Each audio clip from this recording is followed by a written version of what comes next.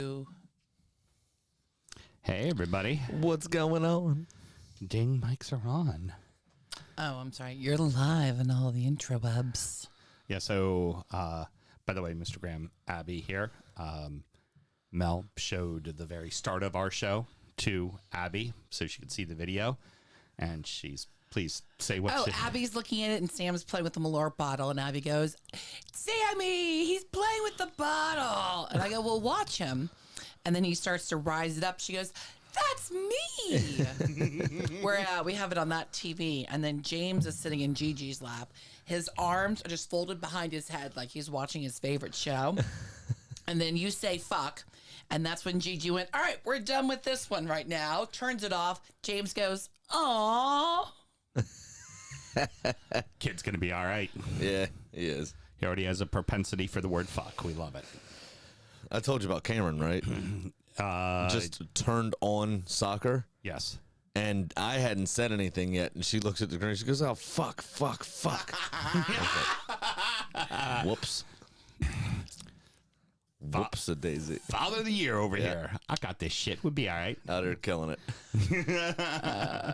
Slaying the game, man. Slaying the fucking game. Rob watching on Twitch. Hey, Robbie. What up, buddy? He says, for it's a grand old team to play for it's a grand old team to see, and if you know your history, it's enough to make your heart go roar.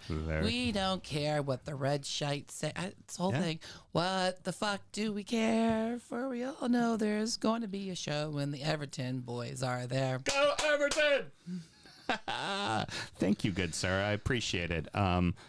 Sorry you did not fare as well in fantasy. Yeah. That's the Beard and Kenny are going down. Yes, they are. That was actually already decided before the weekend even came up. Yep. Thank God. Somebody I don't have had a to deal little with comeback on Bruno Fernandes. Gave me a few points there. A little cheap penalty to make me beat Ray to put me into safety. It was very nice. Good. Some solid names out of the two guys. Now, I gave Alan had reached out and asked and said if he could do it, and I gave him permission. I said it's okay because Taylor will find it funny, but he ended up not doing it. He was going to call his team Stroke FC. Yeah. I was like, fucking go for it. Rob is already not happy. He thought it was one up and one down. Oh, see, anybody else, I'd be like, you fuckers, we told you it was 2 up, 2 down. But Rob specifically knows that, and he's just getting in a good zing, which is fucking brilliant. Can't wait to see all the emails from Mike Rogers. Oh my God, absolutely fucking brilliant. It's all right. I hear the admin of the Doo-Doo League is much more organized. I mean, what is there really to do? Hey, actually, Sam, you mind pouring me a little spit of that too? I'd like to try that on its own. Sure. Which I'll be happy to share with you the email addresses of the 2 promoted ones, because I do have the record of everybody in the Doo-Doo League. Gonna need those. True. Yeah, That's true. Gonna need those. This That's the gin you wanted to try by itself. I'm gonna try it. All right, we ready to do a show now that we're 8 minutes late? Well, as long as we're on live, we're good. Oh, fuck it. Let's just keep ribbing then. That's the key thing, being on live. Yeah. We've actually literally have a handful of people watching. Can I get a little bit more juice in my cans? Someone said she didn't finish her job in the last week. Who was that? You probably losing. Oh, whatever. How's your ears now? That's much better right there. Okay, there. Perfecto. Houston, are your ears okay? I gotta take me down just a touch. Yeah, that's me, right? Oh, so I was... No, you're 2. No, he's 2. There we go. We're fine. It's all good. Yeah, let's do a fucking show. Yeah, I'm ready. Let's do this. This is going to be a fun one. This is always a fun one. Yeah, this is a great one to fucking do. They lost Doo-Doo to the team with Holland. Yep. Pretty much. All right. I remember what I'm doing now.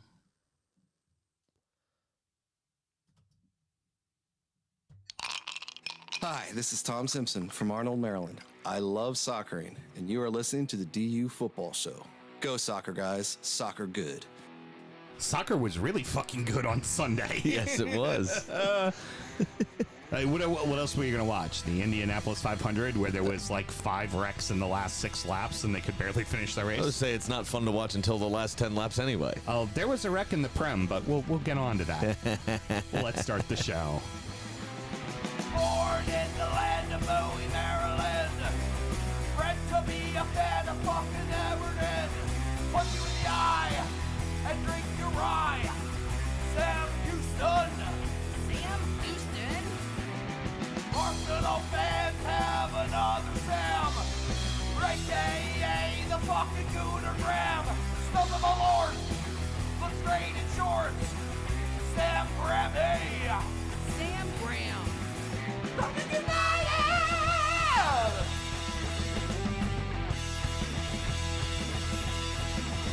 Drunkard United!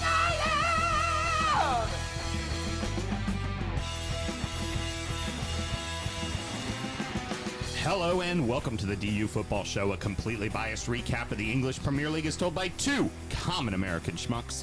I am your host, Sam Houston, and across the way from me, Father of the Year. That's right. Man goals. Fuck. Fuckity fuck. There, I said it. Mr. Samuel Graham. Sammy, how you doing, buddy? Doing very well, thank you very much. How are you? Hanging in there. I'm survived. Yes. I am happy to be wrapping up another season, though. I could use a month off. Yeah. Well, Tired. Oh, fuck, dude. Yesterday, I could just go for a nap. Yeah. Yeah. It was. Go for a hibernation. Oh, that was emotional. Would be nice. We're recording at the DU Public House just outside our nation's capital. You can check us out on all podcast platforms. Please be sure to rate, subscribe, review, and share with your footballing friends. Should you want to chat with us, there is many ways that you can. Mr. Graham, tell the good people how they can get in touch. Of course, it is dufootballshow@gmail.com to get in touch via email, and at dufootballshow on all the social medias. Also, make sure to join Drunkard United FC, the closed group on Facebook, which is where most of the shit talking happens. So make sure to join Drunkard United FC. And make sure you also have the phone-in audition when we're going to check to make sure that the live stream is working.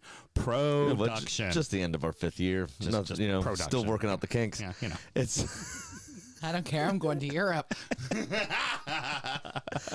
What John McGinn say? Get those passports ready. dufootballshow@gmail.com and at dufootballshow on all the socials. Join Drunkard United FC. Get involved in the hashtag bans. And thank you. Made to me lose everybody. my whole train of thought. Thank you to everybody who's joining us live tonight as well. And thank you also for not being too ruthless on the Leeds, Leicester, and Southampton supporters yesterday. I figured if I was going down, I would not have been as kind. I would have gotten involved for sure because it's funny. But it's, a lot of those guys support the show, obviously, and do everything, that we ask them to. I mean, they're involved in the bits. They take stuff on the chin. They're awesome people, and we want them to stay involved. So just keep listening. We're, of course, Championship Corner is going to keep coming back, so your teams will get talked about, and we'll see how it goes from there. Well, as we like to every season, we always do a little program changing and mixing things up. So be on the lookout in the horizon for some new programming from your friends at the DU Football Show. Potentially. Sam and myself both work in the wine and spirit industry and both have a deep, passionate love for all things distilled spirits. So is the red-blooded Americans we are. We vow to have a drink in our hand throughout this show and every single show. Not really gin weather, but fuck it, we're having gin. Well, it was 83 degrees where I was today. I don't know what fucking monsoon you lived in during the day today, but I had a lovely old time. This is Akzu Gin. It is one that I represent. It is 47% by volume, which would make it 94 proof if my math does it quickly. And Mel, for you, I wanted to make sure we brought this one because it is from Seville, Spain. I appreciate the former it. haunts and stomping grounds of your current manager, Unai Emery. Unai Emery. I like it. European. Yeah. That's fantastic. So it is distilled in Andalusia. It is made primarily with lemons and oranges are the huge thing. So you've got juniper, orange peel, lemon peel, orange blossom, cinnamon, coriander, clove, cardamom, and angelica hibiscus.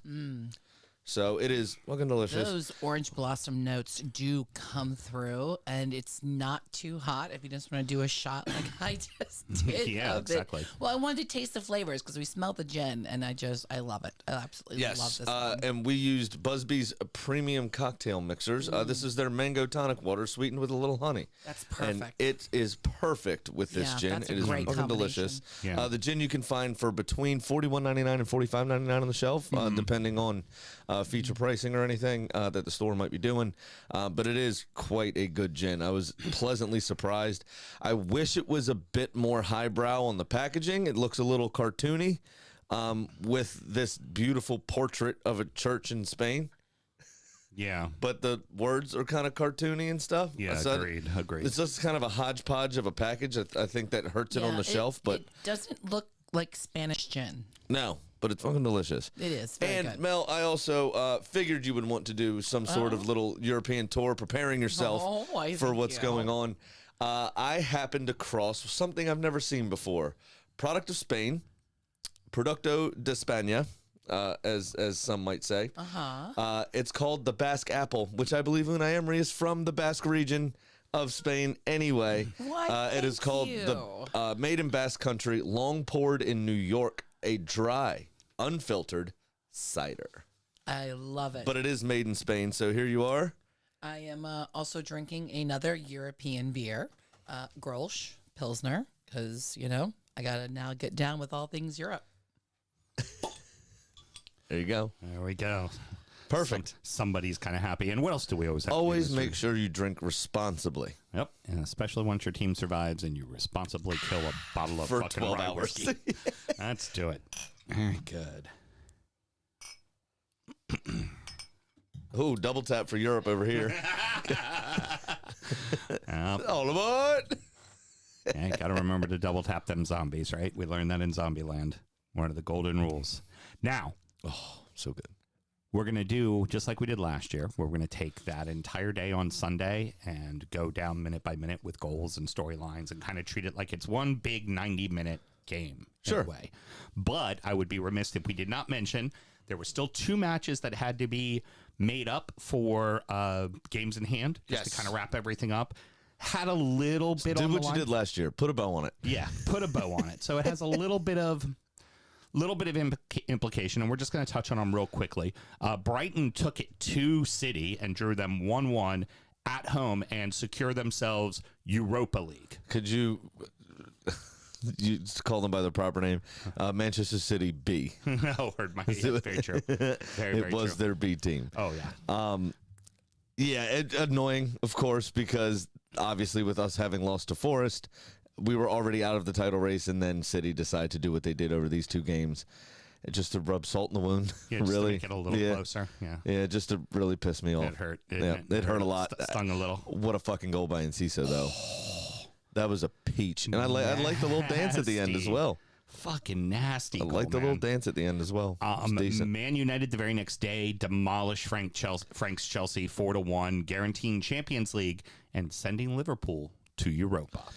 Yeah, a lovely farewell goal for João Felix to remember his time in West London on loan. fucking As brilliant. he'll be trading, I'm sure, trading the glitz and glamour of West London and the area surrounding the Pensioners Club for Tyneside is the newest rumor in part of a £555 million overhaul of Newcastle United that I saw today. Jesus Christ. Potentially, yeah. Those are the rumors. It's going to be insanity. What I mean, Yes. you have to figure they're going to now.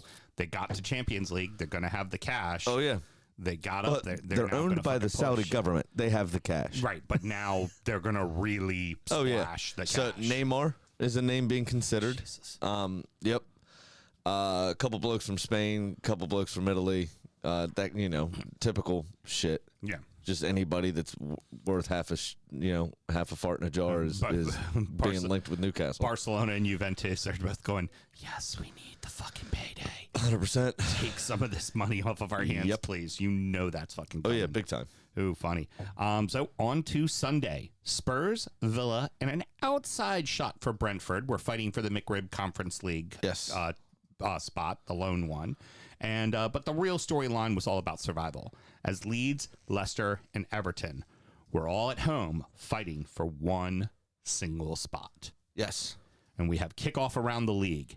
And right off the bat, before the kickoff, Cherries do a little shithousery. They win the coin toss and go, oh, yeah, hey, Everton, you're at home. Go at your Gladys Street end first. Yeah, 100. Brilliant. How fucking brilliant is that? But, oh, wait, what's that? 2 minutes in, fucking Leeds concede.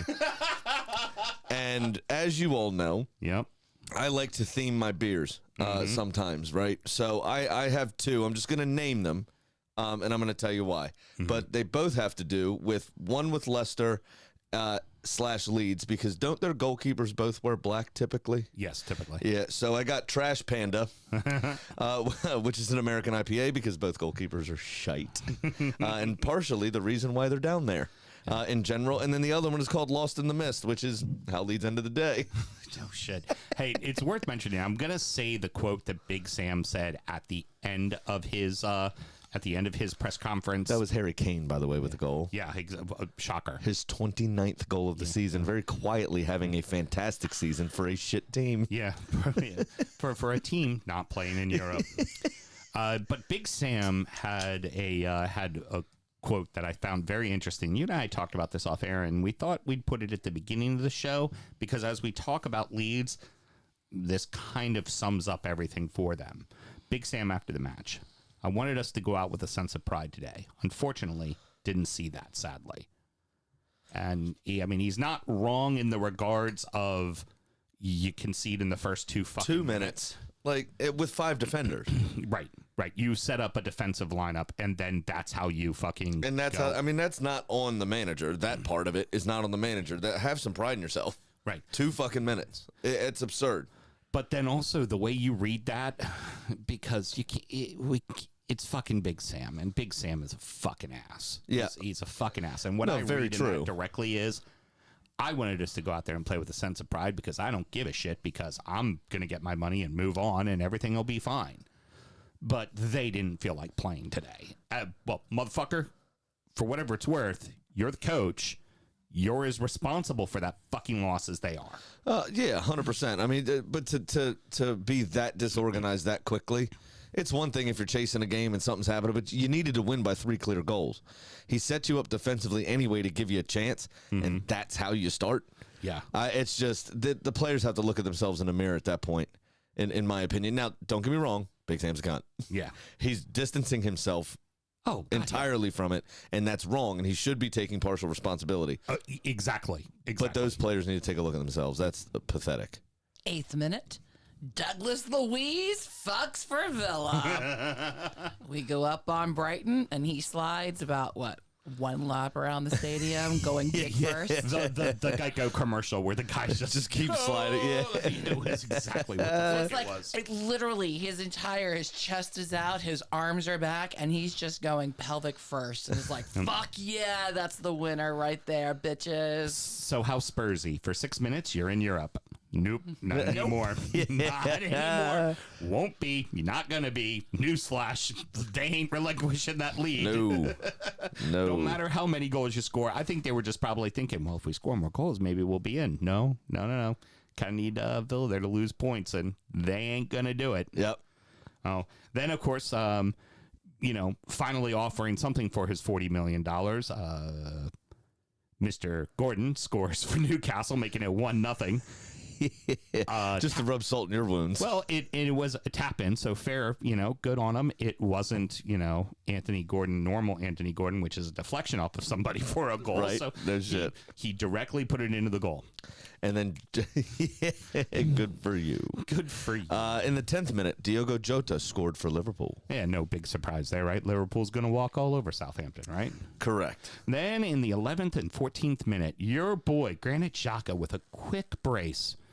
Yeah, as his wife has told him, his time in the Premier League is done, and apparently he needs to leave and go to Germany. Yeah, but he's got the whole situation where also at Leverkusen, where he's supposed to end up, Xavi Alonso's the manager who's like best mates with Mikel Arteta. Oh, okay. So, yeah, it's just, I feel like a backroom deal is something that.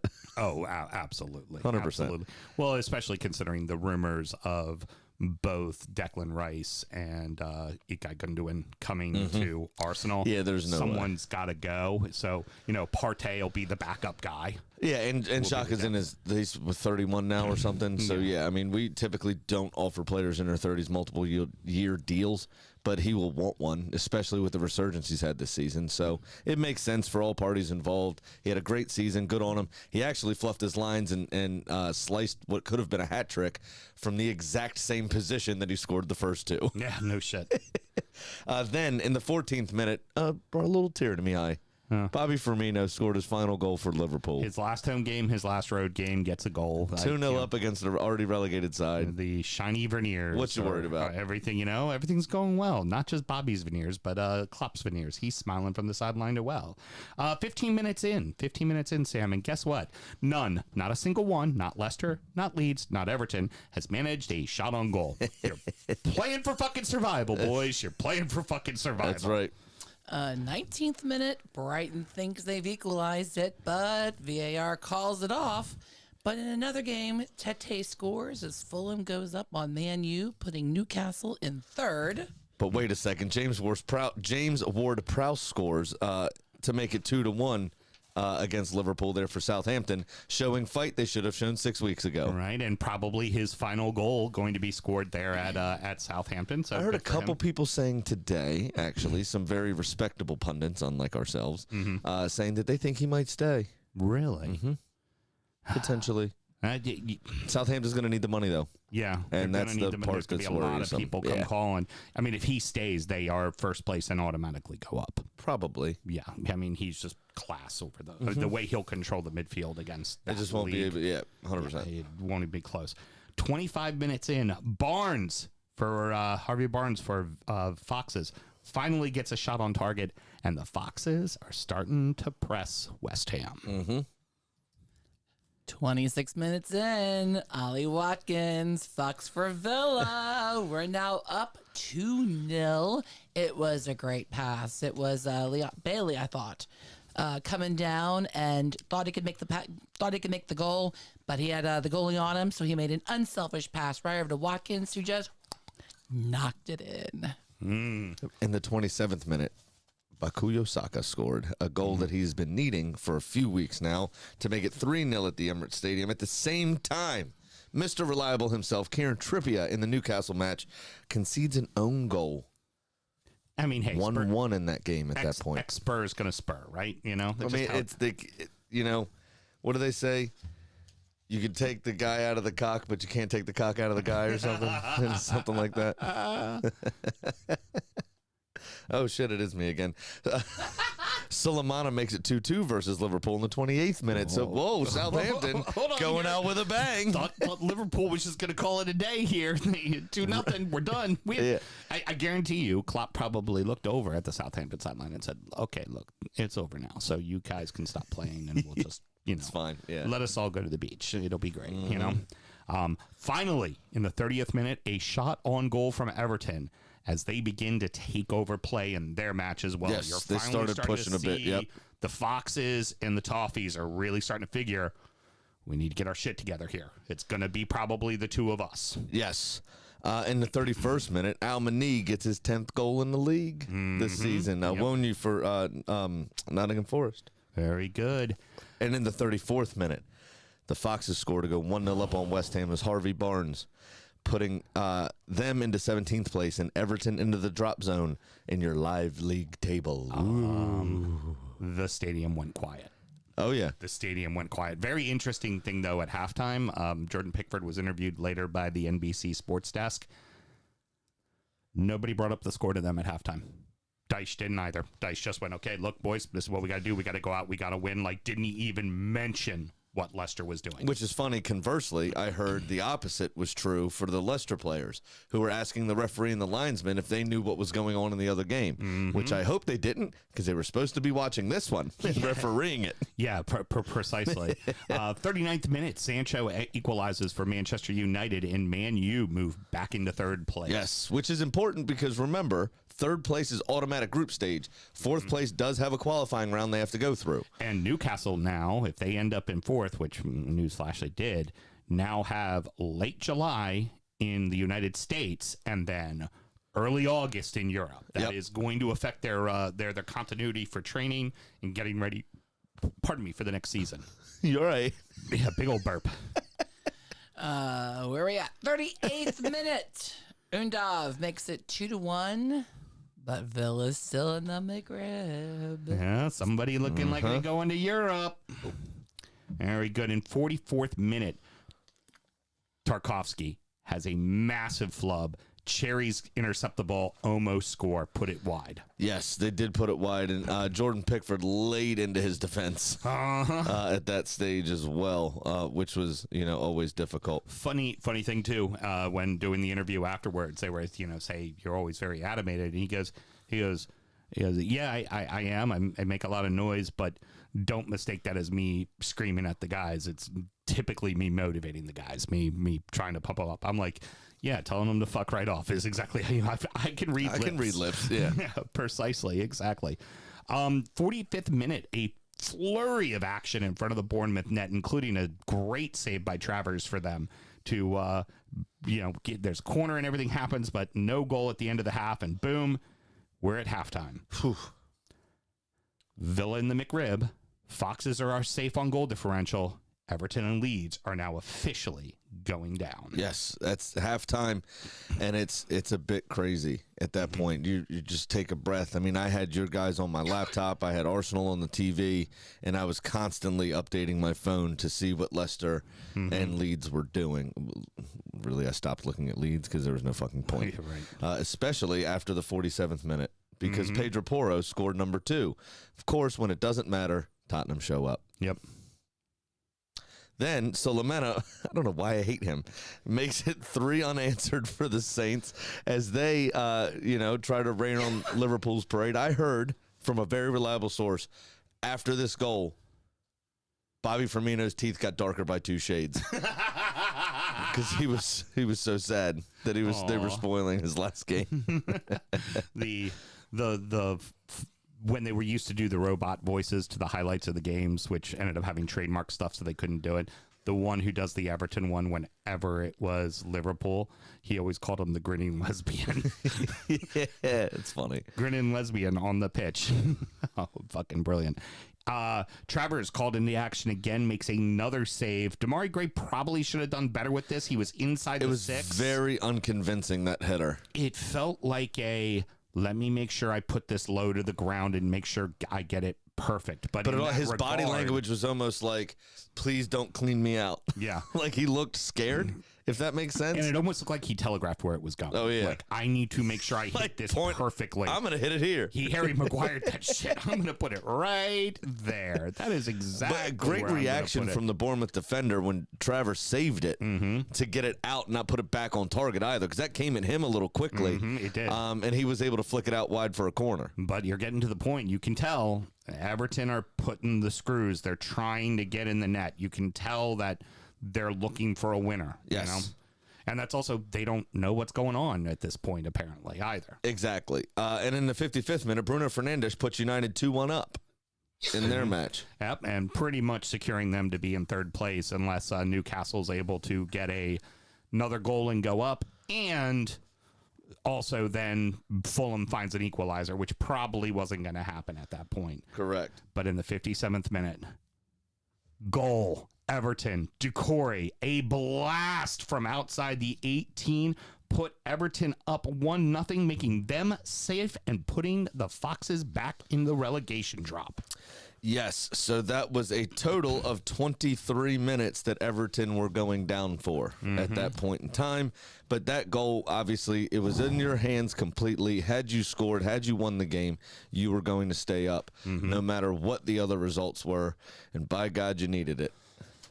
Yeah, who was going to get it? Man, it ended up being Doucouré. I told you Doucouré and McNeil have been getting the ball in the net lately, but also a lot of their success drew off of them having Calvert-Lewin to distribute and help them. But They found a way, man. They got the ball. They in the absolutely back of did. In the net. 58th minute, Gabriel Jesus made me a very happy boy and $102 richer as my real live money bet came in because I had Saka to score at any time. I had Jesus to score at any time. Over 4.5 home corners, so Arsenal needed 5 corners or more. There to be over 2.5 goals in the game, and Arsenal to cover the spread of -1, which they did all of those things as Gabriel Jesus stolen at the far post and headed home a very powerful header and Arsenal's 4th goal. Very good. In the 61st minute, Yerry Mina gets fouled on the sideline.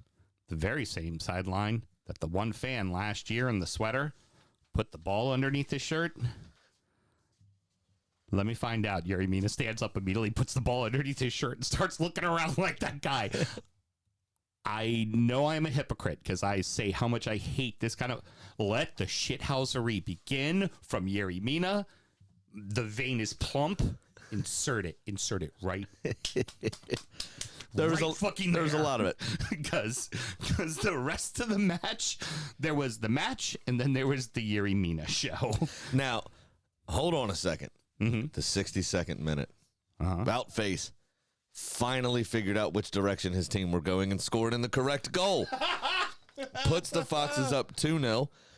Now only having a -1 goal return for the season after those 2 own goals against Liverpool earlier. But it doesn't change their status as Everton are winning. So that would leave them, which it ended up, of course, a point behind. Mm-hmm. Exactly. Then 4 unanswered for the Saints in total. This time through Armstrong, scoring. So Bobby Firmino's teeth almost look like mine at this point. He's so sad. I feel like his teeth are like a mood ring. Who knows what the highlights were? I didn't bother watching, but you have to imagine Klopp is losing his fucking mind. Like, Klopp is like, no, you all were supposed to roll over and die. We were up 2-0. This is done. Like, 4 fucking... where's this been all season, Saints? Where? Right. Where yeah, has no it shit. fucking been? In the 66th minute, Will Hughes, Casper the Friendly Ghost. Casper the Friendly Midfielder. Goes ahead and equalizes for Palace. And don't look now. Palace... What the fuck, guys? Y'all have standards. You're supposed to finish comfortably 12th every year, not 11th. Right. Have some pride in your work, for fuck's sake. Exactly. In the 67th minute, Leeds finally show a little bit of fight with Jack Harrison getting a goal. It's 2-1. And yes, we're on the... Oh, fuck. Harry scored again. He put Spurs 3-1 up, obviously up by 2 goals. But still, with the Villa result being what it was at that point, Tottenham's still out of European competition. Right. It was 2-1, but they needed Brighton to equalize, and it didn't look like it was going to happen. That's for sure. 70th minute, a ruckus happens in front of the Everton net as Pickford makes a save. Dominic Solanke is knocked down behind him. Being a former Liverpool guy, went, oh, wait, hold on. I don't like these guys. They're blue. Reaches around, grabs Pickford by his legs while the play is going on, and just tackles him over, which is funny that, like, yeah, he got a yellow card for the melee. I don't think VAR ever even looked at him. Like, but he literally, I mean, honestly, arm around him. That's a red. It's serious foul play and should be a red card. It's a fucking red 100%. card. But at this point, what do you care because of what happened next? Because the same could be said for Yerry fucking Mina. Mina gets right up in Solanke's face, puts his head on his chest as almost to look like he was resting on his chest. Solanke moments later is running up to the ref with his shirt pulled down, pointing at his chest. Me think Mina had a nibble. Mina quite hungry. Mina hungry. Let the shithousery commence. He's just fucking very. He's one of the only South American players in your team anymore, right? After the last few years where you had a fair few actually, and some people forget, and the English think that they're better than it. Obviously, with Solanke's actions, they're not. But a little South American flavor to the end of this game. Oh yeah. Well, and what's also obvious. Cherries ain't rolling over. Like, West Ham just kind of playing out the game against the Foxes. Which I was a bit surprised by because they had 10 full days from Sunday until their Conference League final Yeah. against Fiorentina. So they had a chance to play their players and to make sure people were still sharp and all that kind of stuff. And they chose to rest a fair few of them. Managers and ex-Everton, like, icon, you know? Yeah. Like, he's a fucking hero for fucking Everton. You know, it's the man who coined us the People's Club and shit like that, right? Yeah.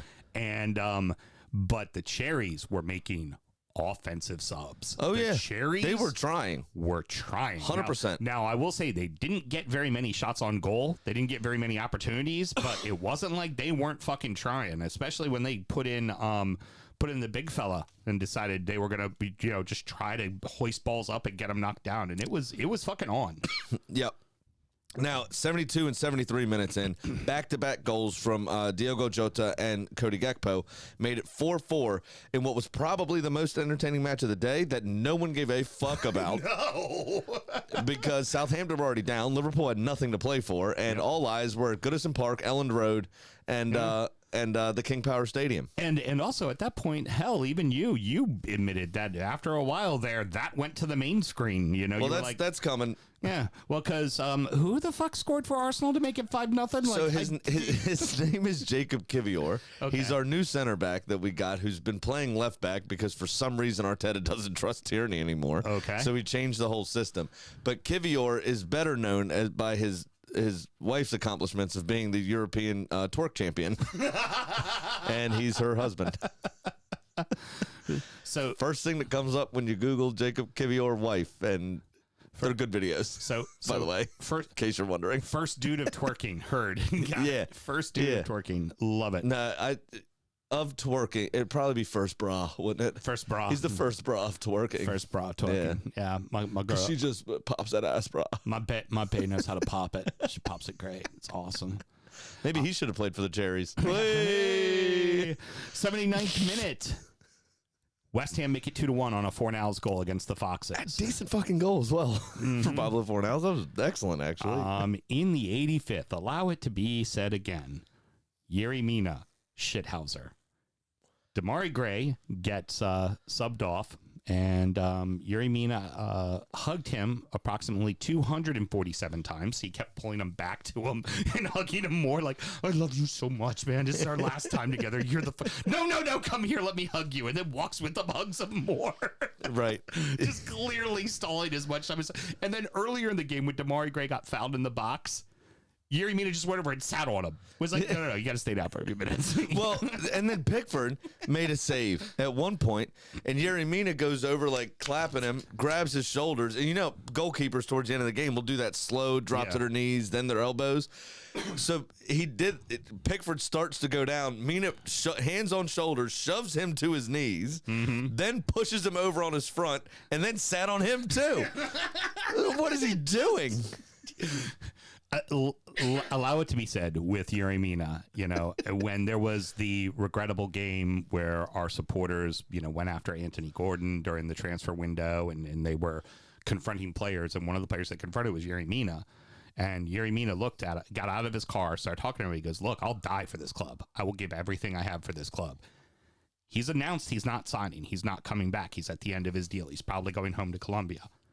He's also a bit older. It should be said, too. He's not just abandoning the team. He's probably going to go play his last 2 years out in his native country. Right. And you cannot say for a second that man was not the absolute difference in Everton staying up in these last 4 matches. Yeah, he was excellent. He's played, he has been dynamite. Absolutely dynamite. 100%. In this game, even with all the shithousery, it fucking worked, man. Oh, yeah, it always does. In the 85th minute, Pinnock scores for the Bees to go 1-0 up on City. Just making me more sad. Just like, oh, now, thanks. And so I also did a 10 game for about $3 over under on goals. And I missed 2 of them. I had over a goal and a half in your game. So Damari Gray's header fucked me.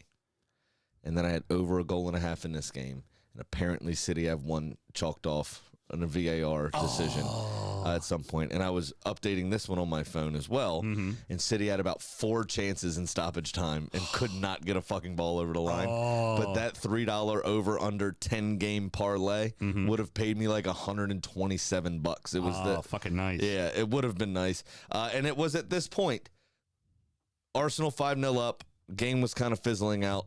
I decided I'm turning off the final 15 minutes of my club season. Mm-hmm.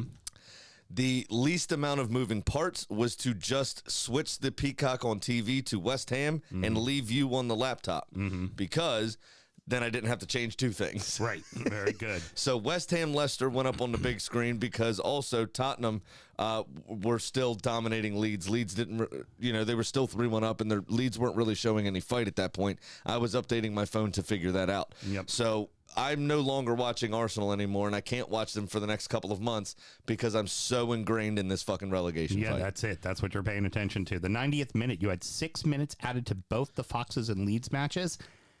10 minutes added to the Everton game. You're just like, fuck. And this, ladies and gentlemen, is the definition of squeaky bum time. No shit. Villa had about 8 minutes added to it. Yeah. You're just like, hold Apparently, on. every fourth official is from Qatar. Yeah, exactly. They just added all the time to it. And what Everton needed was that African referee who ended a game early.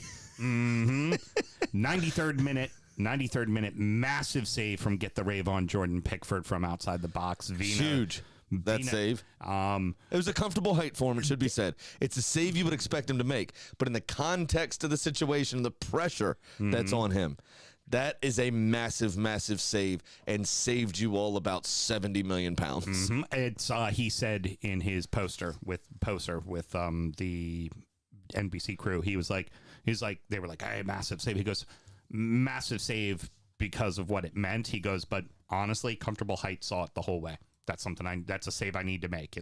He goes, it looks a lot more impressive than it is. That's a save we should all make as a keeper. But the other thing that he did too, besides just saving it, was he pushed it into a place where there's no danger. He didn't spill it back out into the front. He didn't, clippity clop and have to jump on top of it to save the day. It was just a comfortable, good, two strong hands, push it well wide, away from danger, get this thing the fuck out of here. Yep, exactly it. So then Lucas Moura puts the final nail in Leeds' coffin, and then as he says goodbye to Tottenham. As well. Harry Kane with his goodbye brace, more likely. He's one of the ones linked with Newcastle, by the way. Doesn't surprise me. Yeah, and it was Leeds. I mean, their fate was sealed basically when Kane scored his second, Tottenham's third. Right. Because Leeds weren't going to come back and score 5, and they needed to win by 3 goals to get the goal difference where they needed to be, as well as you all losing and Leicester losing. Yeah. And so Leeds were probably gone for a majority of this day. They had the least amount of options to get out of Dodge. So sad for the fans, sad for our friends, but at the same time, the club kind of did it to themselves. They, when they fired Jesse Marsch, there was no plan. Remember, they had just come back from an international break where they could have been searching for a manager for 2 weeks. Right, exactly. And just didn't. And I will have you remember, now, it's a very short amount of time to instill your philosophies and your game plan and your this, that, the other. And it's not the easiest situation to walk to. Third manager syndrome. You're in fucking trouble anyway. But I will have you remember that Leeds were outside of the drop zone when Big Sam took over.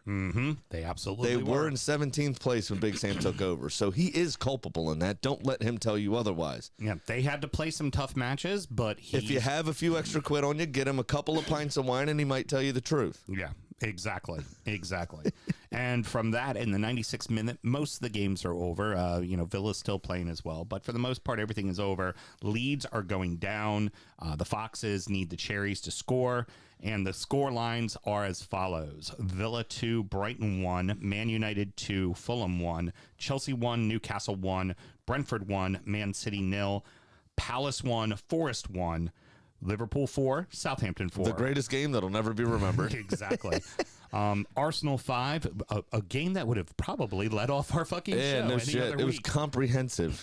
Lopetegui also not said to be very happy, maybe moving on. Very, very disappointed with Arsenal 5, Wolverhampton 0, Tottenham 4, Leeds 1, Leicester 2, West Ham 1. I think part of Leicester's problem, and I'm gutted for their fans as well. I'm actually gutted for the ownership, the family. They seem like good people and actually trying. But we've talked about it ad nauseum. They, billionaires, it's hard to feel sorry for, but at the same token, their money is completely tied in the travel market, and they were especially rocked by COVID because nobody's fucking traveling. And most of those King Power duty frees are in Asia, rather, who had stricter lockdowns for a longer period of time than the rest of the world. So it is a bit sad for them. I do feel for those fans, and I do feel for that family. But again, they didn't believe they were in the drop zone all season. Brendan Rodgers came out and said it. We're not in a relegation fight. And Madison tweeted it, said we're not in a relegation battle. And that's what happens. And there were 4 minutes to have their season saved, as Bournemouth could have scored, but didn't. And you know what? At the final whistle, those last 4 minutes, honestly, uneventful. Every time they tried to bring it down, Everton hoisted it right back out. Yep. Few times they got it to the corner with Iwobi and Decore and McNeil, and they just dribbled it out and they ran out the clock. And at the 110th minute, the whistle blows. Everton 1, Bournemouth 0. The Foxes are relegated along with Leeds and Southampton. Some supporters, not as many as the year before, some supporters are seen running onto the pitch. But as the song Spirit of the Blues is playing, you can hear sack the board, sack the board, sack the board being chanted louder than the celebration music. And they're not wrong. Not wrong at all. Yep. And there we have it. Everton squeak by on the final day. Graham, your thoughts? You've already kind of hinted there a little bit with Leeds and Leicester. I tend to agree with you on Leicester. It's you sat there and kept going, nothing to see here, nothing to see here, and you walked yourself. You just sleepwalked right to relegation. You could not figure out how to defend to save your lives, and that's going to cost you in the long run.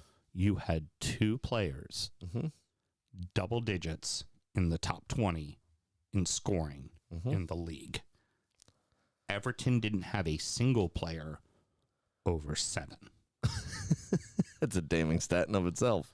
Now, also the big thing for Everton is Everton did not give up hardly any goals in comparisons to most everybody else. Well, there's they the didn't thing. Score any goals, but Now, Leicester scored a shit ton of goals. But they also gave up so many. A shit ton of now, goals. I do want to say I heard a pretty damning stat, and but they were agents of chaos for the last 2 seasons anyway, was Leeds. They, a record, conceded 78 goals. Second only to Southampton. More than 2 a game. Yeah. No, that's the most in the division. Oh, okay. I'm sorry. I thought Southampton was worse. With Liverpool's 4th, they might have. I'm going to have to check that. Yeah, no but problem. It's close enough. Anyway, averaging 2 goals, more than 2 goals against per game. I think it was like 2.2 or 2.1 goals a game. They were averaging against. And without Bamford all season, without, Rodrigo for a fair bit of it as well, missed a couple of months himself. They were never going to average 3 to 4 goals a game. And the writing was on the wall. And if Javi Gracia can't sort out a defense, there's something just intrinsically wrong with the defense. And they couldn't seem to rectify it. They didn't want to fix it. They didn't try. It didn't seem like they tried a new system. It didn't seem like they tried new personnel. They took a gamble on a 30 million pound player. I can't remember his name. But for me, he's going to be the honorable mention for both the best and worst signing, actually, next week when we go through our predictions and talk about those things. Because he could have been the best. They didn't give him a fucking chance. Yeah. He was the worst because he didn't save him. However, not his fault. They didn't give him a fucking chance. Never fucking played. Yeah, barely played. And so it's like, what are they, didn't try anything new. They just kept going. And Leicester doing the same thing. I mean, they didn't try to sort the defense out. They didn't try. Bring through a kid that cares. Fuck Voutface. Yeah. Right? Bring through somebody that gives a shit, and maybe he's better. Yeah, they were only good. They were only good when they had Johnny Evans on the pitch. Scored more own goals than he did goals. Yeah, precisely. He hurt your club more than he helped. Yes, he's directly linked to why you are going down. Sticking with Doug for so long. This other guy was at least half decent. He had a good game against Everton. That's for damn sure. He was a worldie against Everton. So it's just like, you got to try something new. You got to do something different. And it pains me that the management and the clubs did this to these fine people. Mark is a great guy. We love talking to him on the show. Gecko, of course, Lars. It's sad for them, man. Jason, it really is. Jason, who's Brody's friend, and Jeff Whipple, our boy Jeff. It really is sad for them, man. It sucks to have your team go. I mean, I've never experienced it, and the whole Arsenal family hasn't in about 97 years, but... and we haven't experienced it in a long time. 1954 was 1951 was the last time we went down. Well, 53 was the last time you were promoted. Yeah, right. So 1954 till now is when. So 69 years or whatever it is. Yep, exactly. So draw hard around it. Oh yeah. And we then maybe go down to Bournemouth again. Give a cherry a little pop in the face. Pop a cherry. Weston McKennie. There was an opportunity for you to audition for the Premier League. Yep. And you failed miserably. Tyler Adams didn't cover himself in glory either. Well, Adams was hurt a lot. I felt like Adams did well. I think the jury's still out on Adams. I think the jury's out on Aronson. Aronson as well. He is a provider, but he had no one to provide to. Yeah, but he was also just, not very tough. He was easy to beat off the ball. Yeah. Pulisic's going to be looking for a summer move as well, so not a great year for Americans. No, not at all. Not at all. It was a good World Cup for America, but not a good year for the players in their clubs. Yeah, not at all. On to Everton. Like we said, they're not wrong in the fans screaming and yelling for sack of the board. Bill, I'm sure today or tomorrow is going to put out some wonderful message about how proud he is of everything, and of course pat himself on the back and jazz hands and push out his chest. I am happy for my club. I am not proud of my club. This was an embarrassment. The fact that we had to fight it out on the last fucking day to barely survive, that our club took forever to fire the manager, waited until the last 2 days of the transfer market in January, and then promptly didn't give the new manager anything. If anything, got rid of a valuable asset in Anthony Gordon. I'm sorry. He just... and that selling Digne the year before, and a lot of the decisions that are made at the top end of this club are bollocks. They're not even bad. It's bullshit. It's like they're actively trying to harm the club. That's honestly what it feels like. I'm fake news with the headlock. I'm proud the boys went out there and found a way to win, and I'm proud of the manager Sean Dyche for organizing this team when they were at their absolute worst in 19th place, and to get them out and to get them to survive. But I'm not proud of the fact that we were in that situation. Real quick, and I really don't mean to pick on Leeds in particular. I mean, I do because they did it. But look at the fight Everton showed. You conceded after 2 minutes. Yeah. You know what I'm saying? For all the failings of their board as well, their players gave up, and that they can only look themselves in the mirror for. Your players stood up and got counted. Yeah. They stood up in the face of adversity and said, we can fucking do this, and they did it. And Sean Dyche stood up and did it. Big Sam cowered. Yeah, and it's not like it's this is the difference. Yeah. Yeah. And you're gonna go win to the greatest opera house in the land next season and put on a performance of Les Mis that I'm sure everybody will be super fucking proud of. And then you'll find yourself with the best stadium in the championship next year. Yeah, it'll be the following year. Yes. Here's the thing. It's Goodison's known as a hornet's nest. Nobody likes to play at Goodison at all. Ellen Road's 1B. It's one of the toughest in. It's not like your fans weren't there for you. They turned up. You let them down. Like it must be so frustrating. Just because for our friends, they got up on their terms. They did well, right? They did well. And then it's just... I think people worked them out and they didn't respond. Yeah. Is the key. Yeah. People worked them out and then they didn't respond to it. Yeah. And what we are seeing here for the end of the season, and we talked about this at last week a little bit, was You had 3 newly promoted clubs that stayed up. You have clubs that are quote unquote small sides, Brentford, Brighton, challenging for Europe, getting into Europe. You have old storied clubs like Villa and Newcastle coming back around from their previous glory days. Yeah. That was him. Was weird. Yeah, sorry. I couldn't control that one. I like how she looks at the fat man. Oh, weird sound out of someone's stomach. That's got to be the fatty. Yeah. Got to be fatty. I mean, it makes sense. That tracks. But it's like whenever you fart, you blame it on the dog, I'm sure. Yeah, Dick. Next season, this will happen again if clubs aren't fucking serious. Like 100%. Like Wolverhampton is already in trouble. Ruben Neves talking about leaving. Lopetegui's not happy talking about leaving. They could find themselves in a very bad situation. Jose Sa getting dropped towards the end of the year, might be gone. And all the money that they've been spending through the one agent, they're now up against FFP. Yep. So they're in trouble. I think that's manufactured by City, though, to distract from their 115. Everton is still have some FFP problems, and they're going to be held accountable for the one that they did break. And the sad part is the one that they broke was while the league was fucking looking over their books every month. Like they were reporting it was like they had a tax auditor in the building looking at their shit, and they were like, yeah, let's see if we sneak this one by. I feel, what's funny is I feel like we make fun of Charlie Kane a lot, Harry's brother, for the debacle over the Man City transfer and this, that, and the other. And, it's almost like, oh, shit, sorry, Harry, I accidentally e-signed a contract for the next 4 years. You're stuck in Tottenham for the rest of your life. But it feels like Mushari and the accountants at Everton are essentially clones of Charlie Kane and how pitiful their handling of that entire situation is.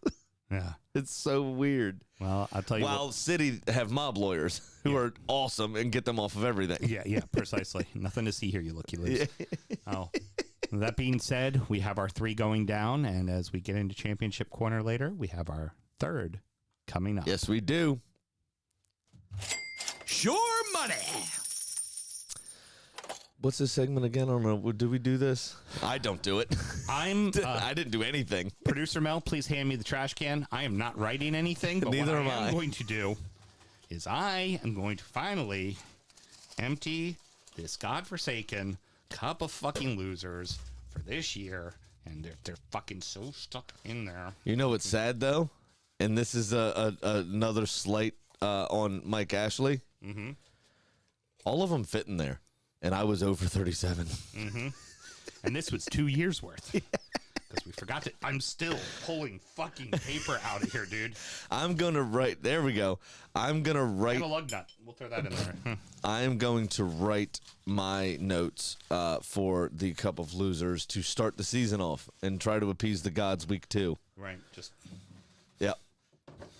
So I'll do that. But something. yeah, 0 for 37. I finished without a single fucking win. Mm-hmm. However, in real betting, in case you were wondering, because I'm not as loosey-goosey as I am on the show. It doesn't matter here. I did finish $140 up for the year. It doesn't matter because that's not what happens here. You were 0 and 37. That's, So I missed on a whole bunch of my fucking 7-game parlay.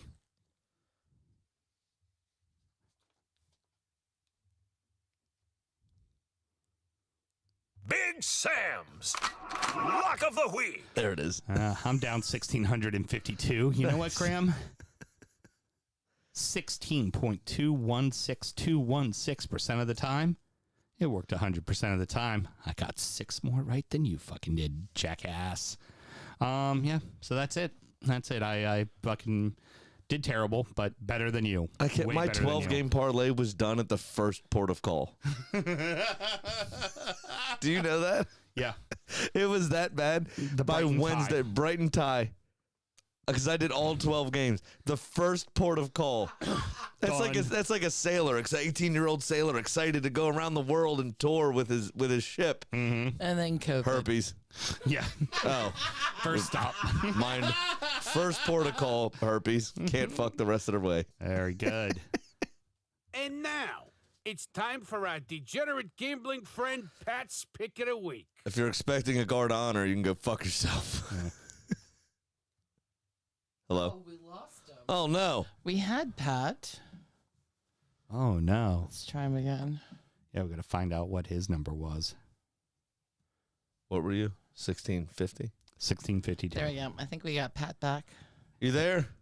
Hey, how's it going? All right, let's try this again. If you're expecting a guard of honor, you've come to the wrong fucking place. So what did you hit? Wait, I'm sorry. I got hung up on. What was that? Did you hit your bet? No, God, no.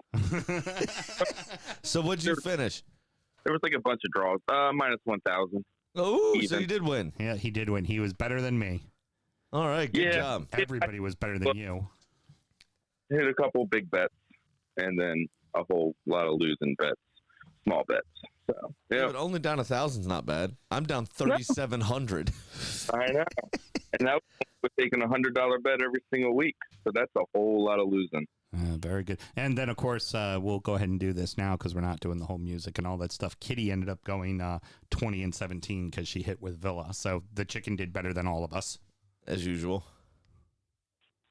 Yeah, she's smart and takes one game a week. Yeah, one game a week. Never a parlay. Yeah, fair. Yeah. Well, Pat, are you going to do this again with us next season? Yeah, of course. It's always fun. Excellent. I love it. All right, good. Then we'll talk to you later. Okay, bye. Sometimes it's got to get done. Nice That's and simple. it. Yeah, right. You know? What? Put a bow on it. Well, you got to remember, Mel, what should we always do? I have no fucking clue. Gamble legally and Championship responsibly. corner! Well, now I'm going to press it again. I have no idea. See, I set you up that time. Okay.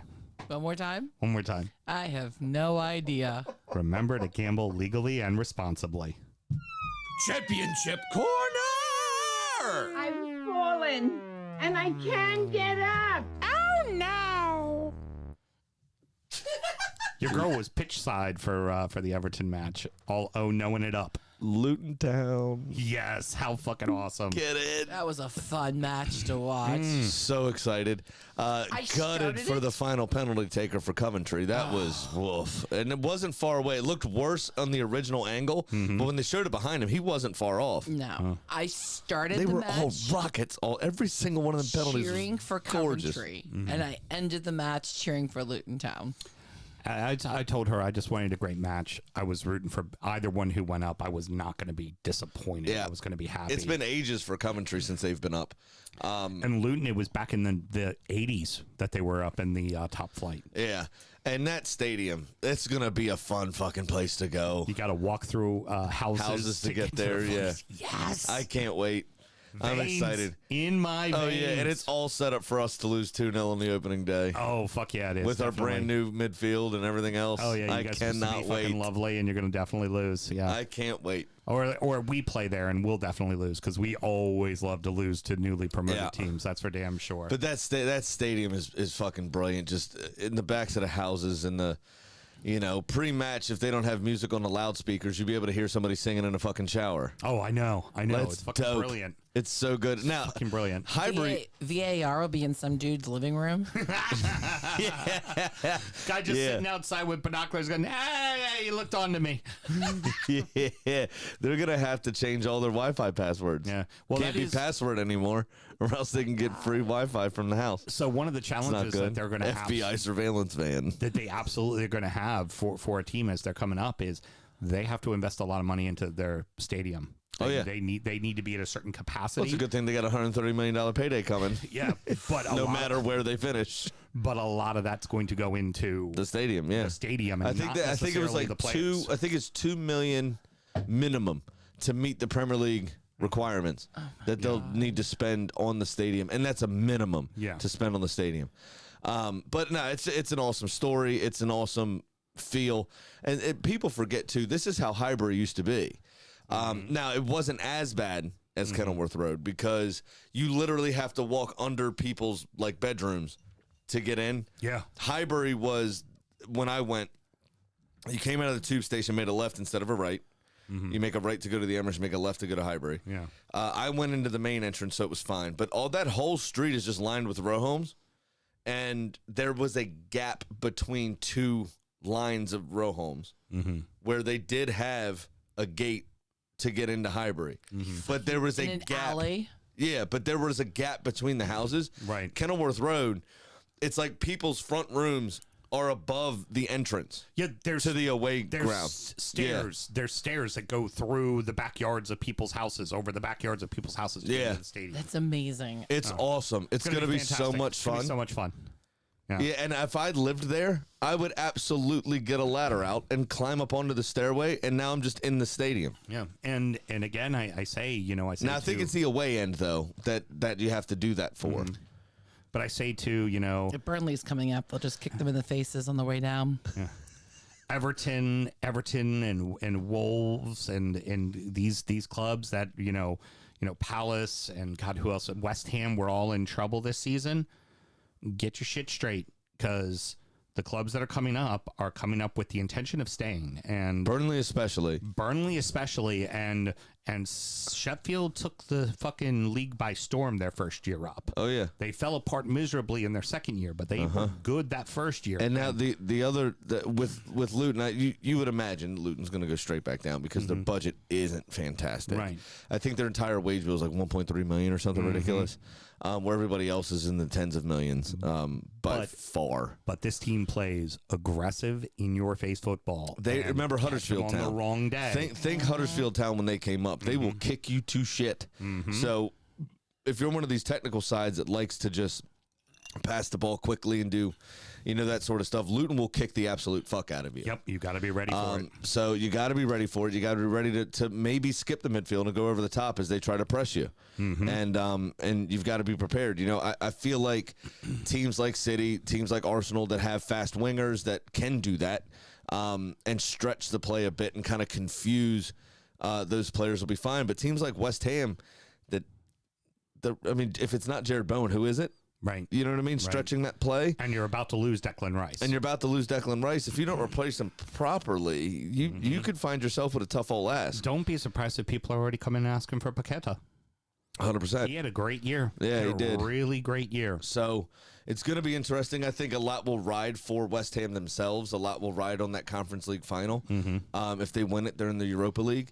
And that will help them attract players still. Yeah. Obviously. So we'll see what happens. But Luton Town coming up is going to be a very exciting prospect. And I'm sure, almost 100% certain, players that are old, that are out of contract or unhappy where they're at, players like possibly Ashley Young, players like that, that may be willing to take a wage cut to do one more season in the Prem and kind of solidify their legacy by maybe trying to help Luton stay up. I could see somebody like Ashley Young, and the one I was going to say that sparked the entire conversation for me, Jesse Lingard will be suiting up for Luton Town next season. Almost surely. All right, that's going to wrap it up, boys and girls. Maybe Jamie Vardy will go to Luton Town. Do we have anything from the Peanut Gallery at all? We do.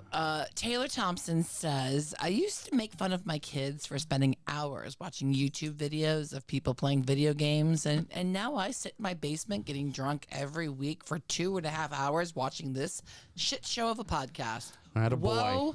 Da fuck. What the fuck? Christian says that Mina is just a pawn in the game of life. Jay says I wouldn't be surprised. Solanke is just a pawn in Mina's game of life. Yeah. I wouldn't be surprised to see Spurs or Chelsea drop points to Luton next year. Yep. And Spurs especially. Alan Brody says, not sure if this will come up on the show. Well, it is now. But I thought the change from Arlo White to Peter Drury as the main anchor worked out brilliantly. Really enjoyed Peter it Drury's this a year. fucking legend. Peter Drury was phenomenal. He's a legend. Yeah, there wasn't a single drop off. I mean, I really did enjoy Arlo, and I think it was basically Arlo wanted a better contract, and they weren't going to give it to him. Yeah, and I think he went to work for like ESPN or somebody. Yeah. So, but yeah, that was he did a remarkable job, and I just like the way he says Jesus. Yeah, Jesus every time. It would be. But Peter Drury's a legend. The guy's awesome. Well, that's all the comments from the sideline. Excellent. All right, Mr. Graham. All right. Any parting words? Yes. I don't know what happened. You don't normally think of them as super entertaining. But did everything kick off in Germany this weekend? Okay. Dortmund, first in the Bundesliga, go into the weekend 2 points clear of Bayern Munich with an inferior goal difference. They're playing mid-table, nothing to play for Mainz, who they beat earlier in the season. They are playing host to Mainz. They're at home. It looked, I believe they were, yeah. And it looked like Dortmund just went haywire, just like completely forgot how to football. Oh, no. And found themselves 2-0 down at halftime. Oh, Bayern Munich went 1-0 up. And Dortmund could only rescue a point. And that was it. Bayern won on goal Bayern won differential. the title on goal difference and promptly sacked Oliver Kahn. And there's talk of Thomas Tuchel losing his job because winning the Bundesliga on the last day of the season is unfucking acceptable. We should have had this wrapped up months ago. Right. We win the Bundesliga every year. Nobody else wins 11th title in a row. Yeah, so that's annoying. But where it all kicked off, and my con of the week. Yep. In Bundesliga 2, Heidenheim, yeah, and Hamburg were playing it out for the last automatic promotion spot. Hamburg won their game 1-0. At the time, Heidenheim was 2-1 down. Okay.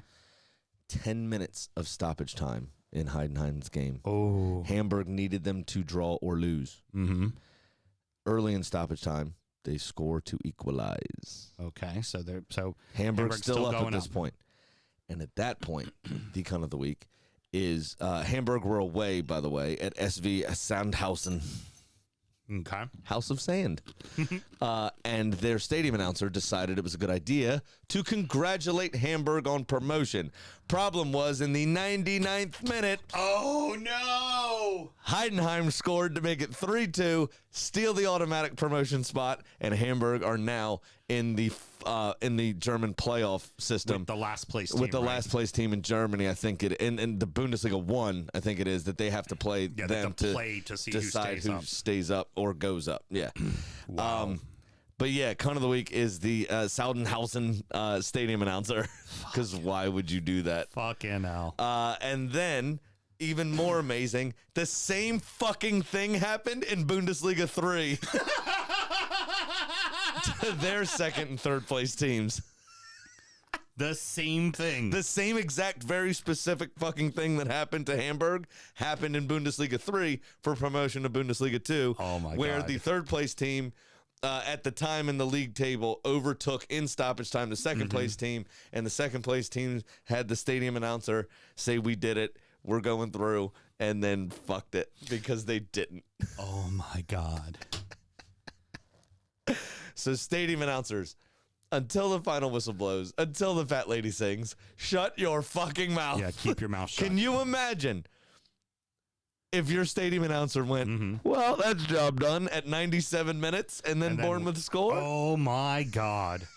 They'd have burned the place to the fucking Oh, ground. my God. They would have. Absolutely. There'd have been no false headlocks there, I promise. No. Oh, definitely not. By the way, still no photograph, video, any evidence whatsoever that Denise Baxendale was put in a headlock. Just want to put that out there. Oh, what a brilliant weekend. And of course, who was not in attendance for the final match this season? The Everton board. Of course, they shouldn't be. You're not allowed to join this party. Apparently, Arlo went to LIV Golf. Oh, okay. Got it. You get that payday. Take that Saudi money. You want that payday. That is a fucking payday. I guess the Ted Lasso money didn't pay him that much. No, probably not. But I good watched for him. the Charles Schwab Classic this weekend a bit. It sucks without everybody there. Yeah. The PGA Tour's lame now. Yeah, it does suck. It's only Victor, what's his name? Hovland. It's everybody's at Live. Yep. It sucks. All right. Thanks so much for joining us, everybody. Next up is Injury Time, where we're going to recap how our adopted clubs did, and we're going to talk about the finals of both Division 1 and Division 2 in fantasy, the beers we've been drinking, and talk a little bit about the FA Cup final that's coming up. Sam, should somebody want to check out Injury Time, how do they go about doing it? It's very easy, very low fee too, $5 a month, and you get Injury Time and Soundcheck, our extra show, as long as you pay that money to us on patreon.com/DU Football Show. So just check that out. Sign up for it, and you'll get all the extra content. And be sure to check out our DU Drip Shack. You can find that on our link tree on every single one of our socials. It's pinned to the top. Buy yourself a fun shirt, cool a pint swag. glass, Yeah. water bottles, slides, all that fun shit. All that cool stuff. Yep. And till next week, everybody. Good night.